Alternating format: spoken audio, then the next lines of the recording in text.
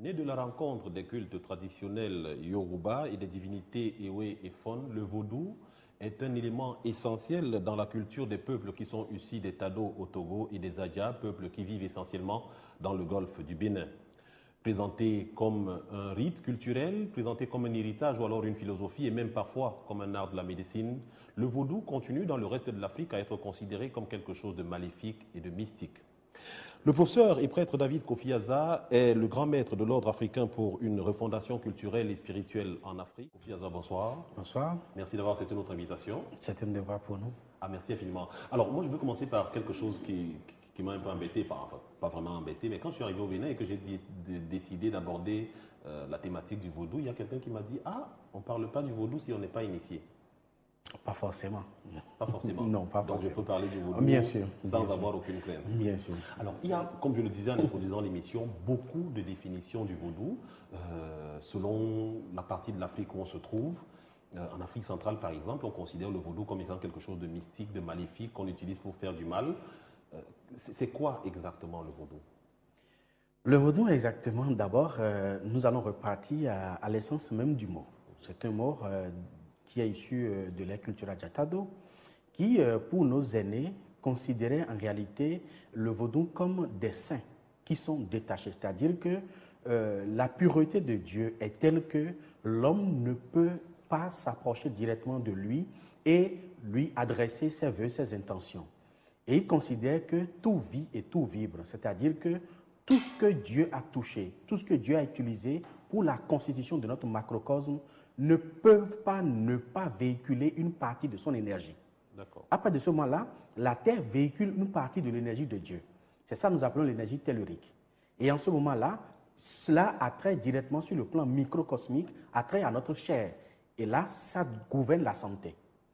L'air également est issu aussi des 4 éléments et est considéré dans notre tradition comme l'énergie aérienne, l'énergie qui propulse, donc l'énergie du dieu serpent. Puis maintenant, nous avons l'eau que nos aînés ont déifié en tant que roi des eaux, c'est-à-dire Torosu, et il s'occupe de l'acquisition et de la stabilisation. Puis maintenant, nous avons le feu cosmique qui est considéré comme Hebioso, donc la chaleur, la température qui est en nous. Or, tous ces éléments-là qui ont aidé le grand Dieu à créer notre macrocosme et véhiculant une partie de son énergie, en passant par eux, on peut atteindre l'énergie suprême. C'est pour ça qu'ils sont causés comme les saints détachés, c'est-à-dire Yahweh, Dejevodon, le saint qu'on a détaché auprès de nous pour prendre nos informations. Donc, en réalité, les dieux que nous avons ici, le vaudou, est considéré comme des saints détachés auprès des humains pour véhiculer nos intentions. Ça veut dire que, première chose, si je vous ai bien compris, c'est que selon le vaudou, l'homme ne peut pas avoir directement accès à Dieu. Donc pour cela, il est obligé de passer par un certain nombre d'éléments que Dieu lui-même a utilisés pour créer la terre et tous les éléments qui s'y trouvent. Alors, à partir de quel moment ces éléments peuvent être considérés comme étant un véhicule réel du message que l'homme souhaite transmettre à Dieu? C'est-à-dire que si nous prenons l'élément terre, oui, dont la matière première est le sable, et on utilise généralement également des morceaux de terre, des grottes de terre, nous savons que toutes les connaissances ont été divisées en 3 dimensions.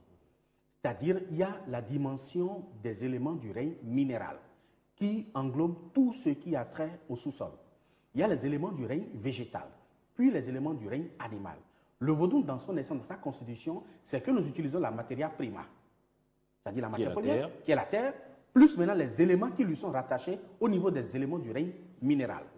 Puis maintenant, on ajoute les feuilles, les éléments du règne végétal, et maintenant les éléments du règne animal. Et à partir de ce moment-là, ce sont les plumes ou parfois le sang du coq ou du mouton qui est utilisé pour activer cette divinité. Or, vous savez que en tant que vaudou, en tant qu'énergie, toute énergie, pour qu'elle soit énergie véritablement, il faut qu'elle détienne les 2 polarités, c'est-à-dire le positif et le négatif. Ces 2-là sont confondus dans le vaudou.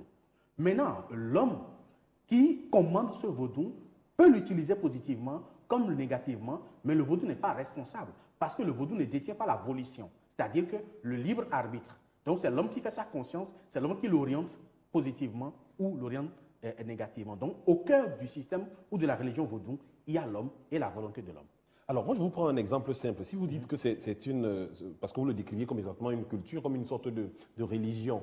D'où vient-il qu'il faille être initié pour avoir la possibilité d'invoquer l'esprit pour parler à Dieu? Parce que, je vous prends un exemple, dans la religion chrétienne ou musulmane, me semble-t-il, il n'est pas besoin d'un rite initiatique spécifique. Il est besoin de se plier dans sa chambre de soir, de se mettre à genoux et de s'adresser à Dieu, de lui émettre ses vœux. Pourquoi est-ce qu'il faille dans le vaudou qu'on subisse un rite initiatique pour pouvoir avoir accès à la divinité?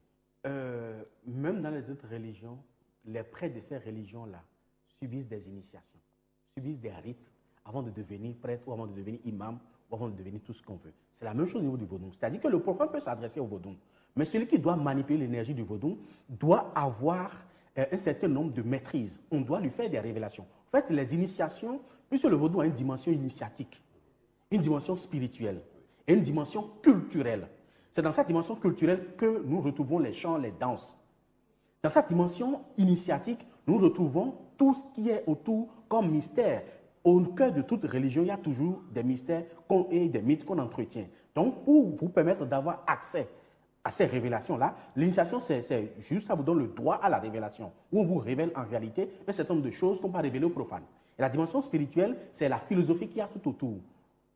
De ce monde. Donc, c'est nécessaire pour que, avant de maîtriser tout art, ou toute science, ou toute pratique, il faut aller vers l'initiation, il faut aller vers la découverte. C'est comme un néophyte qui veut utiliser les outils informatiques. Il doit faire l'initiation à l'informatique. On doit lui apprendre comment fonctionne l'ordinateur pour qu'il puisse le faire. Donc, c'est l'apprentissage que nous faisons au niveau des couvents qui constitue l'initiation. Alors, Kofi Azad, je veux vous dire, la perception qu'on a du vaudou quand on vient d'Afrique centrale comme moi ou quand on vient d'Afrique du Sud, on a l'imagerie populaire voit le vaudou comme cette sorte de magie qui utilise des poupées pour faire du mal à des gens qui sont à des distances un peu éloignées. Ça, ce n'est pas le vaudou. Ah bon? Non. Expliquez-nous.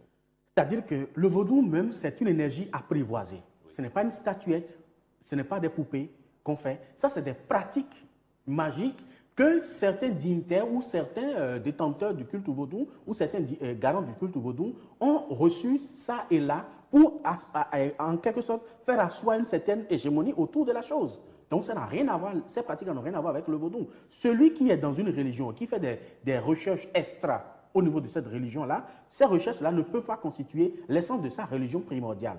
Donc, l'essence du vaudou, le prêtre du vaudou, lui, sa particularité, sa vocation, c'est de prier. Alors, l'autre chose qui m'intéresse, c'est qu'aujourd'hui, on sait en faisant des recherches sur le vaudou, on a découvert qu'en 1950, par exemple, le vaudou avait fait la paix avec le Vatican. Quelle est la relation qui existe aujourd'hui entre le vaudou et le christianisme dans sa forme la plus répandue? La relation qu'on peut trouver là, c'est qu'au niveau du vaudou, sur sa dimension spirituelle, nous véhiculons des valeurs qui sont considérées comme des valeurs universelles, qui sont épousées par presque toutes les religions. C'est-à-dire que la tolérance, l'amour, la solidarité, l'entente, la fraternité et autres sont des valeurs qui sont aujourd'hui comme des valeurs universelles qui sont très bien enseignées au niveau de la religion vaudou. Donc, ce qui peut nous unir, ce sont ces valeurs universelles. Mais chacun suit toujours sa pratique ou ses rites. Pour parler de pratique et de rite, on se rend compte que dans la religion chrétienne, par exemple, chez les chrétiens de manière générale, le Dieu est unique. On ne peut arriver à lui qu'en passant par l'entremise d'un seul être qui est Jésus. Oui. Et à côté de ça, on a des anges, on a l'Esprit Saint, on a pour les catholiques la Vierge Marie et pour d'autres. Or, dans le vaudou, on se rend compte qu'il y a plusieurs dieux. Il y a Ogun qui est le dieu des forgerons, il y a Sakpata qui est le dieu de la variole, donc par conséquent le dieu de la maladie, il y a Dambala qui est l'esprit de la connaissance, et ainsi de suite. Est-ce que le fait de disperser les divinités autant ne finit pas par perdre et ce n'est pas ça qui favorise que certains utilisent le vaudou pour faire du mal? Non, pas tout à fait. Contrairement à ce que beaucoup disent, vous savez, la religion vaudou a eu ce problème-là de désinformation et de manipulation à l'époque coloniale. Le vaudou est bel et bien, je confirme, une religion monothéiste.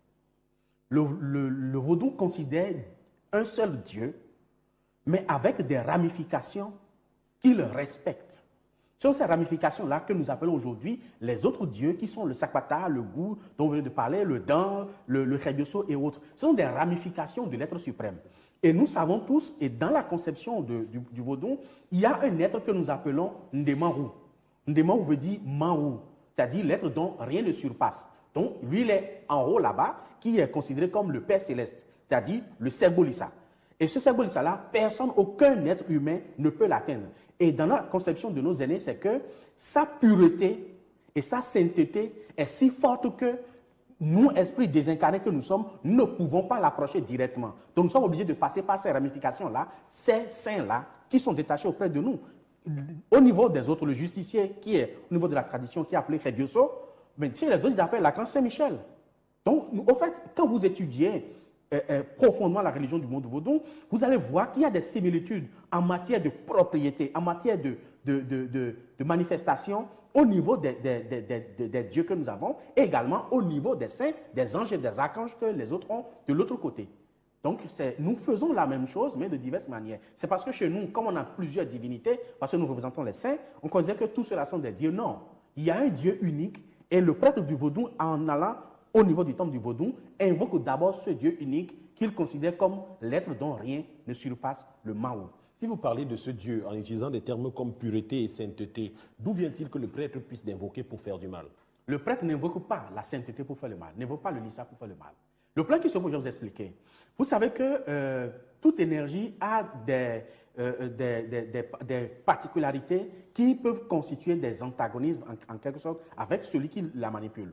Quand vous prenez l'énergie de Gu, par exemple, Gu, c'est le dieu du fer, ne supporte pas ce qui est excitant, tel que l'alcool, par exemple, le café, par exemple, ou l'isotonique, par exemple.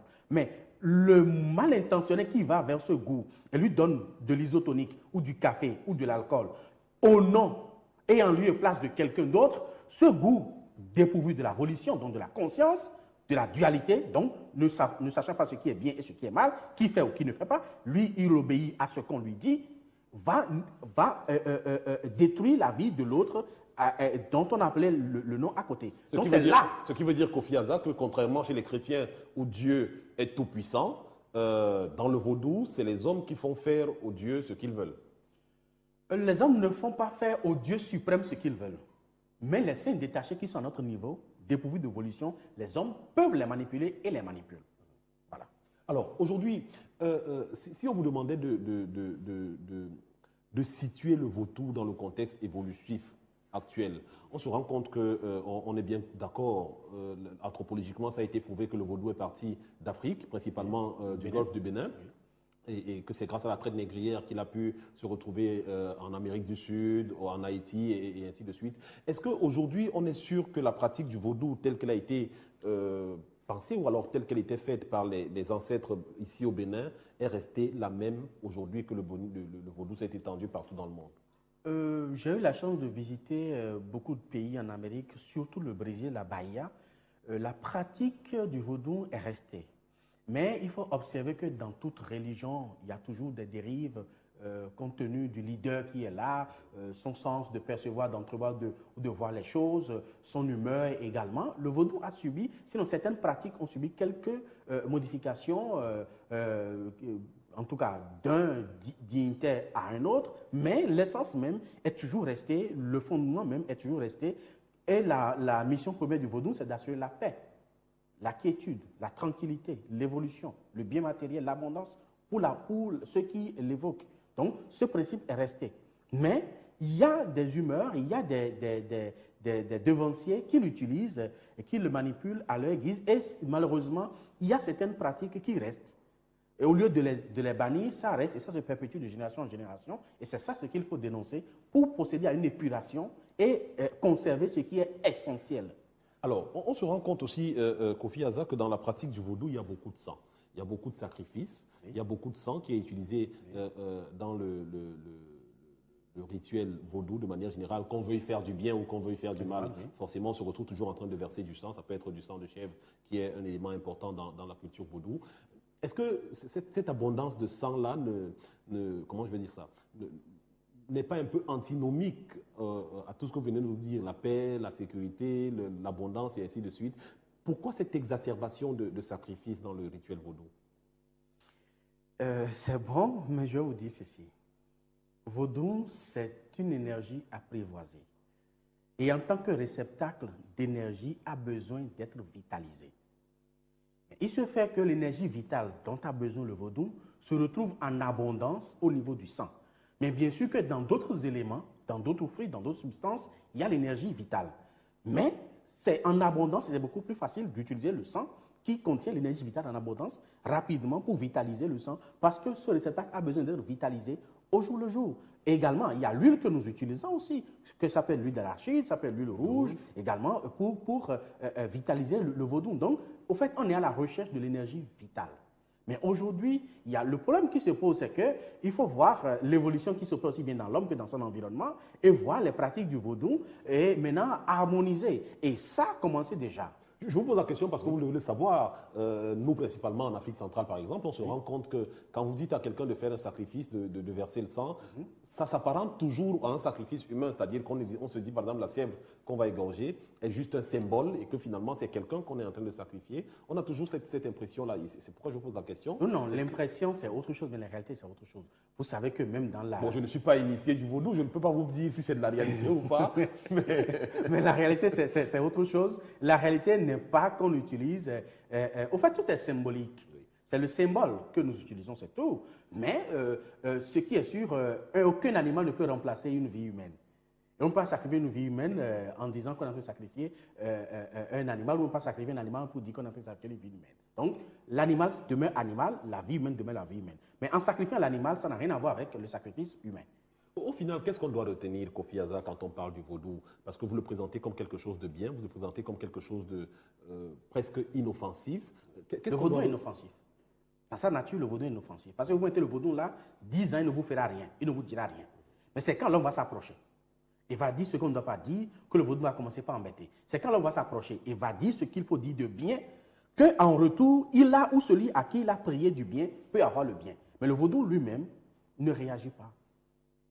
Donc c'est les hommes qui l'utilisent. C'est les hommes qui l'utilisent. C'est un instrument dans la main des hommes. Ou pour le mal. Voilà. Alors, moi, c'est là que je reviens pour vous poser la question que je vous posais tout à l'heure, de la réitérer.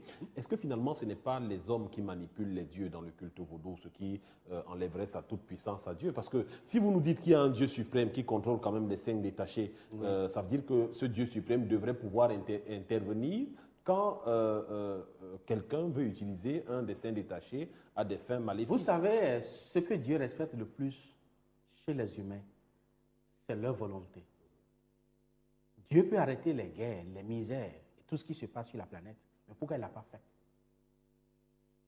Il a la volonté, il a la possibilité d'arrêter les guerres sur la planète. Mais pourtant, il ne le fait pas. Si Dieu respecte quelque chose de plus chez les humains, c'est leur propre volonté. Et là, Dieu met l'accent sur la responsabilité. En matière du contrôle, vous savez que les astres gouvernent les ignorants, mais les initiés gouvernent les astres. C'est la même chose dans la tradition. Les dignitaires gouvernent les vaudous, mais les néophytes, les vaudous les gouvernent. C'est ça la réalité. Pourquoi, si tant est-il qu'on peut utiliser le vaudou pour faire le bien, pourquoi est-ce qu'on ne l'utilise pas en Afrique pour développer l'Afrique de façon exponentielle? Là, c'est une volonté politique. Vous savez que la Chine l'a démontré, la Thaïlande, même récemment encore la Birmanie, qui vient de sortir de la dictature, a démontré et continue de le démontrer. Mais aujourd'hui, vous savez que... Vous voulez dire que la Chine et la Thaïlande ont utilisé le vaudou? Ils ont utilisé leur vaudou pour se développer. Ils ont utilisé leur tradition. Et pourquoi on ne peut pas utiliser le vaudou pour nous développer? Mais c'est parce qu'en Afrique, il y a une certaine hypocrisie. Et depuis les années 90, il y a une christianisation à outrance de nos États, au point où nous avons de plus en plus des États théocratiques. Donc c'est possible? C'est possible. De développer l'Afrique à partir du vaudou? Bien sûr, et nous l'avons toujours démontré ici au Bénin. Ça veut dire que si je deviens disciple ou prêtre vaudou, je peux demander à avoir beaucoup d'argent? Vous n'avez pas besoin de devenir disciple ou prêtre de vaudou. Non, c'est pas que tout le monde va devenir adepte de vaudou. Non, le vaudou n'oblige pas quelqu'un à devenir son adepte avant que vous ne puissiez bénéficier de ses bonnes grâces. D'accord. Monsieur Innocent, bienvenue Monkoun. Oui. Vous êtes bien plus connu sous le nom de Bimo. Oui. Vous êtes un artiste peintre et sérigraphe et vous êtes sur ce plateau parce que l'essentiel de vos travaux tourne autour du vaudou. Il y a plusieurs chaînes de télé et de radio qui sont déjà venues visiter vos ateliers et qui ont vu ce que vous faisiez. Vous vous intéressez beaucoup à la spiritualité, principalement aux questions religieuses, notamment celles concernant le vaudou. Je vais vous poser une première question. Est-ce que vous êtes initié ou pas? Je suis devant le maître. Je suis obligé de dire la vérité. Je suis un peu initié. Un peu initié. Oui. D'accord. Mais pourquoi dans votre choix artistique, vous avez choisi de vous intéresser à la question du vaudou? Oui, je vois que le vaudou, c'est ma culture. C'est ma culture. Et comment ça m'a donné l'imagination, l'impression de travailler. C'est que j'étais dans mon atelier et je faisais des bouteilles bizarres. Et un jour, il y a un vieux d'un village à Goné qui est venu me voir, qui me dit, va me faire des dessins, parce que moi j'aime les dessins. Je lui ai réalisé quelque chose. D'abord, ça me fait peur le vaudou en ce temps. Ça vous faisait peur à ce moment-là? Oui, en ce moment-là, ça me fait vraiment peur. Et j'ai commencé par faire le truc, mais sincèrement, le vaudou, je vois que c'est de l'art. C'est vraiment de l'art. Parce que quand vous prenez le vaudou, il y a la danse et d'abord la philosophie. Il y a la philosophie, la musique, la danse, la peinture, la couleur. Parce que les couleurs parlent. Et quand vous voyez le vaudou, même, c'est la couleur. Ça parle. Ça va vous donner des inspirations. Donc moi, ça me donne des inspirations. Et bon, quand je suis allé dans le couvent, mais ce que j'ai vu, j'ai peur, j'ai vraiment peur. Mais je vois que le vaudou ne fait pas le mal. D'après mes recherches que j'ai faites, le vaudou ne fait jamais le mal. Les gens le disent, ah, le vaudou fait le mal, le vaudou fait ceci, mais c'est faux. Tout à l'heure, le professeur vient de dire quelque chose, tout à l'heure, ça m'a beaucoup attiré, c'est à propos, et on dit, le vaudou fait le mal. Je vais vous donner un exemple très simple. C'est quoi? Le couteau que vous allez prendre pour préparer dans votre chambre. Le couteau, vous allez préparer avec votre femme. Vous préparez. Un jour, votre femme vous fait quelque chose, ça vous a fait mal, très mal. Et vous avez commencé par faire du bruit, tu prends ce couteau, bah! Tu l'as poignardé. Qui a fait le mal? C'est vous. Ah, mais ce n'est pas le couteau. Ah, c'est parce que vous êtes allé vers le couteau, c'est-à-dire vous êtes allé vers le vaudou pour lui demander de faire le mal. Donc, vous rejoignez le professeur Azad tout à l'heure. Donc, pour vous, le vaudou, c'est le couteau que vous utilisez soit pour faire la cuisine, qui est quelque chose de bien, soit pour poignarder votre femme, qui est quelque chose de mal. Bon, oui, je prends le couteau à la place de vaudou. Oui. Quand tu vas vers le vaudou, tu dis, tue-moi celui-ci. Il va te le faire. C'est le mal et le bien. C'est comme chez les Chinois, on dit le yin et le yang. Alors, je voudrais vous poser une question. Comment est-ce que vous avez dit effectivement que le vaudou vous inspirait, mais comment ça se ressent dans le travail que vous faites? Est-ce que vous, comme disait le professeur Azad tout à l'heure, est-ce que vous invoquez le vaudou quand vous voulez commencer un travail, une toile ou une sculpture? Non, je ne suis pas un maître et praticien, je ne suis pas un guérisseur.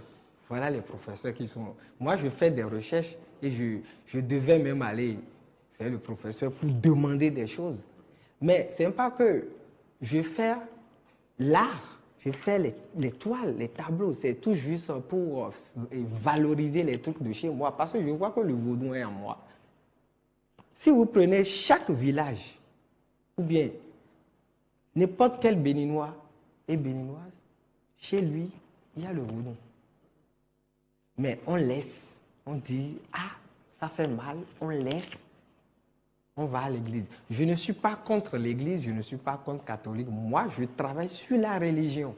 Sur la religion. D'une manière générale, comme vous voulez comprendre le vaudou. Moi aussi, je veux comprendre le vaudou. Et je suis sur ces traces-là. Alors, professeur Azad, M. Bimo présente, lui, le vaudou comme étant une source d'inspiration, comme étant de l'art. Et je le disais même en étudiant l'émission, on présente le vaudou généralement comme étant un héritage culturel. Est-ce qu'aujourd'hui, on a l'impression que si on part du postulat de Bimo, on se retrouve dans un vaudou qui est pas totalement opposé, mais qui est quand même différent du vaudou spirituel? Oui, je vous l'ai dit tout à l'heure, le vaudou a plusieurs dimensions. Nous avons la dimension initiatique, nous avons la dimension spirituelle et la dimension culturelle. La dimension culturelle, c'est cette dimension qui peut contribuer au développement.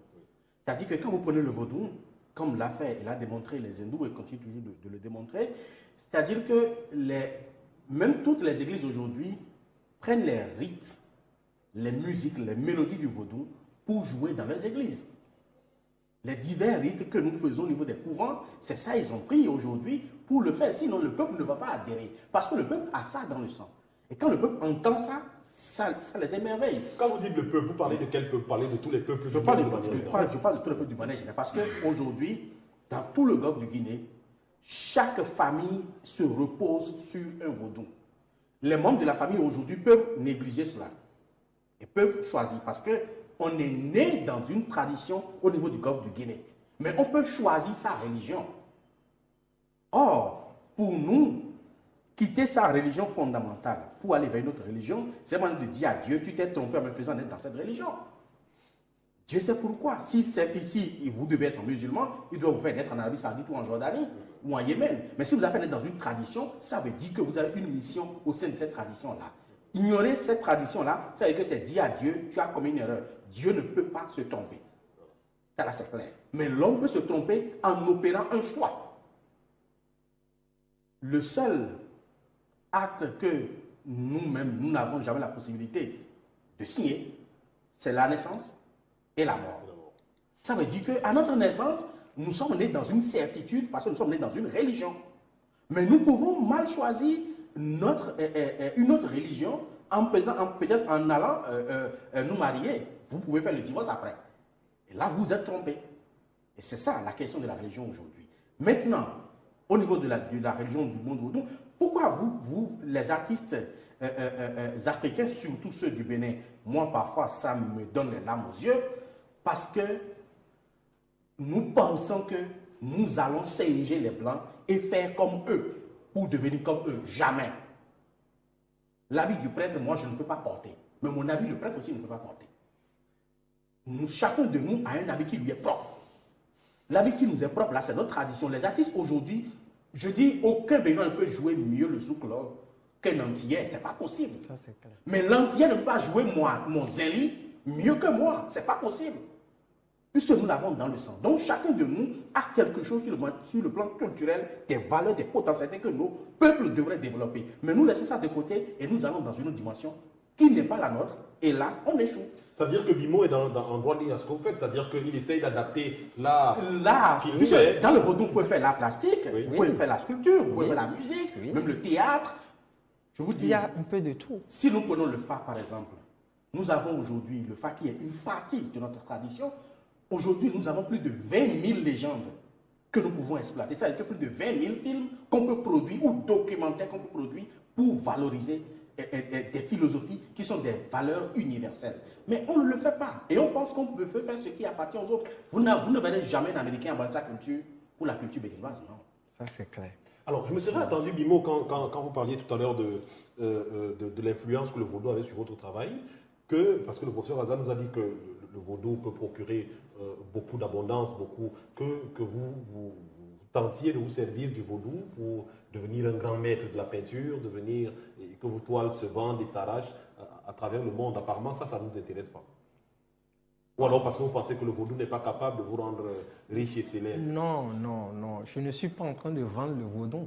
Les gens ont vendu le vaudou. Si vous allez, par exemple, dans des musées français, dans des musées allemands, mais les Blancs sont venus acheter le vaudou. C'est dans des musées. Allez-y voir. Moi, j'en ai vu à Bahia, oui, au Brésil. Ils ont acheté. On a déporté là-bas, nos assins, c'est-à-dire les reliques, ils ont des ancêtres. Oui. Tout. Les Béninois ont tout vendu de l'autre côté. Oui. Les gens ont acheté ça aujourd'hui. Ils ont acheté. Pour visiter ça, c'est des dizaines de dollars que vous payez avant de visiter. Voilà. Donc, tout ça là vient de chez nous. Moyennant juste quelques billets, et puis c'est fini. Donc, cela démontre jusqu'où l'Africain est en train de s'acculturer, de se déraciner, de se dessoucher, de se faire du mal. Et demain, parce que vous savez aujourd'hui, les connaissances des Africains ont été exportées vers l'Occident. Wow. L'Occident s'est regroupé autour et a coupé, découpé, arigoté ces connaissances-là pour en faire des ordres, des fraternités, des associations, des ci, des ça. Et aujourd'hui, les Béninois, les Africains, courent dans ces ordres-là et payent des centaines de mille pour appartenir à ces ordres-là, dont l'essence est chez eux. C'est ça la réalité des choses. Donc, c'est pourquoi vous allez voir qu'aujourd'hui en Afrique, on croupit sous le poids écrasant des philosophies étrangères. Mais on ne se développe pas autant que les autres.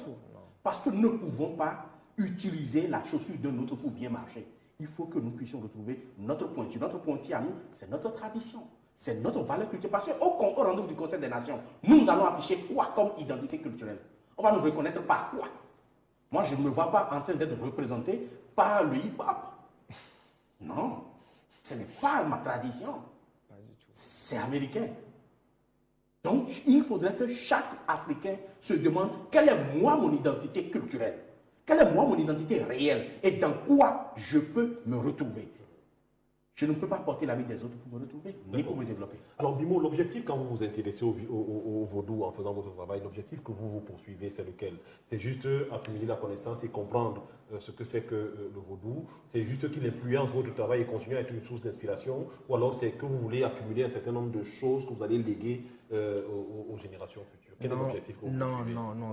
Pour moi, c'est pour valoriser. Je vais valoriser ma culture, c'est-à-dire le vaudou. Ma culture, c'est le vaudou. C'est le vaudou, sincèrement. Parce que je travaille comme, je peux dire, comme Picasso avant. Mais je dis, je me perds. Je me perds. Je me suis retrouvé, je dis, avec le vaudou, c'est un vieux, je vous ai dit tantôt que c'est un vieux qui m'a mis sur le chemin.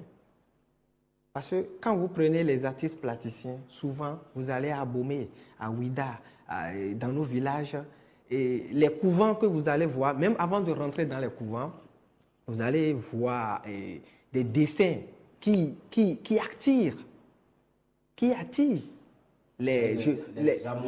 voilà, comme les divinités de Mami. Nous, les dessinateurs, nous, les peintres, c'est nous. Ils ont besoin de nous. C'est comme si les artistes ont besoin des journalistes pour faire leur promotion. C'est ça. Les vaudous ont besoin de nous, artistes, pour travailler. Donc, quand moi, je suis allé vers eux, mais il y a des couvents qu'on ne rentre pas comme ça. Il faut vous initier. Il faut être initié. Attention. C'est pourquoi moi, et je vous disais tantôt que je suis de Ouida, d'abord, je suis initié chez moi. Je ne suis pas loin du séminaire. Attention, je suis Mokoum. Et je suis d'abord initié chez moi avant d'aller dans un autre village pour être initié, pour essayer de rentrer dans un couvent et dessiner. Mais ce n'est pas que tu rentres, quand tout ce que tu vois, c'est ça que tu vas dire. Tu fais ce qu'on te demande et tu sors. Tout à l'heure, le professeur vient de dire, il faut respecter le vaudou. C'est que, je ne sais pas, si je me rappelle bien, il dit, et quand on vous dit, chez le vaudou, c'est que quand on vous dit de ne pas faire quelque chose, tu ne le fais pas. C'est ça, c'est la loi. C'est la loi.